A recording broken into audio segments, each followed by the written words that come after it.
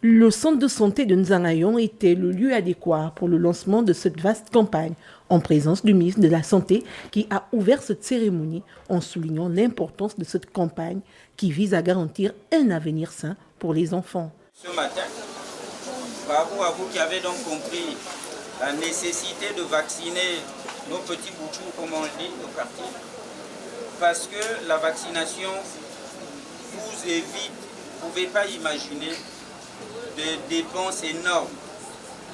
Un enfant vacciné contre les maladies telles que la rougeole, la méningite, vous n'imaginez pas quel bonheur vous lui procurez.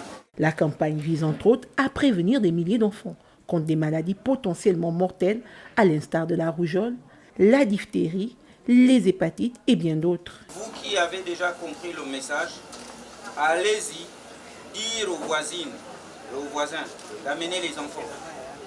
C'est des vaccins que nous avons toujours eu dans nos pays, dans nos villages. Moi j'ai été vacciné au village de ces vaccins-là, contre la rougeole, contre la méningite. Ce n'est pas des nouveaux vaccins, ce n'est pas les vaccins contre les nouvelles maladies, non. Cette vaste campagne bénéficie d'un soutien conséquent de l'UNICEF et de l'OMS, des organismes qui jouent un rôle clé dans la santé publique à l'échelle mondiale. Vous savez, dans les cycles de la vie, il est très important de s'occuper des enfants qui sont les futurs de la population, les futurs de la nation, afin qu'ils puissent être protégés. Comme on dit, vacciner, c'est protéger.